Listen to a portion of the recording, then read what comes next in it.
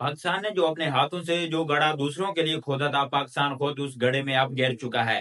पाकिस्तान ने जो spin pitch बनाई थी कि हम इसमें पिच के ऊपर पाकिस्तानी मैच जीत लेंगे, अब उसी पिच के ऊपर जो पाकिस्तान है वो मुश्किलात का शिकार होता हुआ नजर आ रहा है। पहली और दूसरी इनिंग के अंदर जो वेस्ट इंडीज की टीम है वो 244 रन बना सकी है, जबकि अगर ओवरऑल उनकी लीड की बात करें तो वो 253 रन की है। पहली इनिंग में भी पाकिस्तान उनकी लीड जो है वो बराबर नहीं कर सका था, बल्कि 11 रन बच गए थे और अब 244 रन बने हैं, जो कि टोटल 253 रन हुए हैं और 254 रन की जो है वो पाकिस्तान को अब टारगेट मिला है। पाकिस्तान जो है उसकी पहली इनिंग सिर्फ 3 रन पर गिर चुकी है। शान मसूद जो है पाकिस्तान के कप्तान सिर्फ 2 रन बनाकर आउट हो गए हैं। सवाल ये पैदा होता है कि क्या इस पिच के ऊपर जो पाकिस्तान है वो इस टारगेट को अबूर कर लेगा?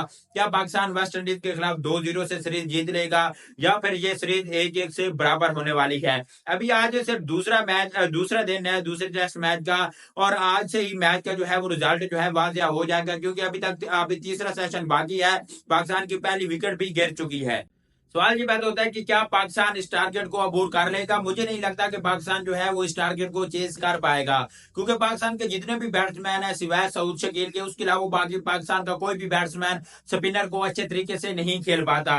जब से स्पिन पिच बनाई गई है सिर्फ सऊद शकील रन बनाता है, या फिर थोड़े बहुत रन जो है वो अगर रिजवान साथ में कर देता है, 150 रिजवान किया, बाकी सब के सब रन सऊद शकील बनाता है। ना तो पाकिस्तान की स्पिन पिचेस के ऊपर शान मसूद रन बनाता हुआ नजर आ रहा है, ना इसके अलावा बाबर आजम रन बनाता हुआ नजर आ रहा है। मोहम्मद हुरैरा का भी सिर्फ दूसरा मैच है, वो भी कुछ खास नहीं कर सका अभी तक पहली 3 इनिंग के अंदर। उसके अलावा सलमान अली आगा, कामरान गुलाम, ये सब के सब फ्लॉप हो रहे हैं। कामरान गुलाम जो कि स्पिन पिच के ऊपर फास्ट बॉलिंग वाली एक्टिंग करता है, फास्ट बॉलिंग के ऊपर स्पिन पिच वाली एक्टिंग करता है। कामरान गुलाम को भी ये समझना होगा कि समित जो है वो अपनी लीग ऑन करता है। समित एक अलग कैटेगरी का प्लेयर है। कामरान गुलाम जितनी भी एक्टिंग कर ले, एक्टिंग करने से कोई समित नहीं बन सकता। अगर समित की तरह का प्लेयर बनना है तो फिर रन बनाने होंगे। पिच के ऊपर खड़े होकर समित की तरह से एक्टिंग करना, समित की तरह से बैट को मूव करना, बॉडी को मूव करने से कोई समित नहीं बन जाएगा। समित रन बनाने से बनेगा।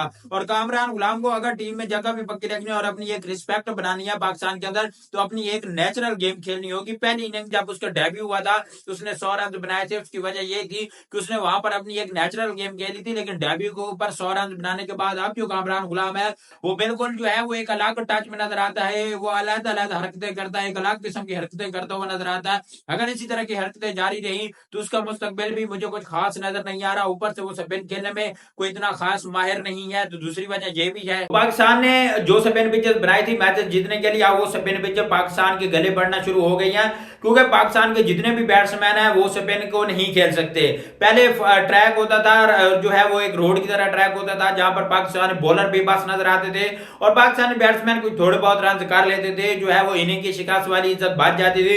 लेकिन अब जब स्पिन पिचेस बनाना शुरू हुई हैं तो अब स्पिन के अलावा स्पिन थोड़ी बहुत जो है वो अच्छी परफॉर्मेंस देते हैं, लेकिन वहीं पर जो हमारे बैट्समैन है वो परफॉर्मेंस नहीं दे रहे। पाकिस्तान उस वक्त तक जब पाकिस्तान हो या कोई भी टीम हो जाए उस वक्त तक मैचेस नहीं जीते जा सकते जब तक जो है वो दोनों शोबे में टीम कारकर्दगी नहीं दिखाएगी, बैटिंग में भी और बॉलिंग में भी। और उस वक्त तक पिच जो है वो भी कारआमद साबित नहीं हो सकती जब तक जो पिच है वो पूरी टीम की ओवरऑल कंडीशन के मुताबिक बनाई जाए। अभी स्पिन पिच तो बनाई गई है, स्पिन बॉलर उससे फायदा उठा रहे हैं, लेकिन उसी के बरक्स जो पाकिस्तानी बैट्समैन है उनको स्पिन खेलना नहीं आती, तो पाकिस्तान जो है वो अब जो बैट्समैन है वो मुश्किलात के शिकार होते हुए नजर आ रहे हैं। तो ये स्पिन पिच भी पाकिस्तान की जीत का परमानेंट सोल्यूशन नहीं है।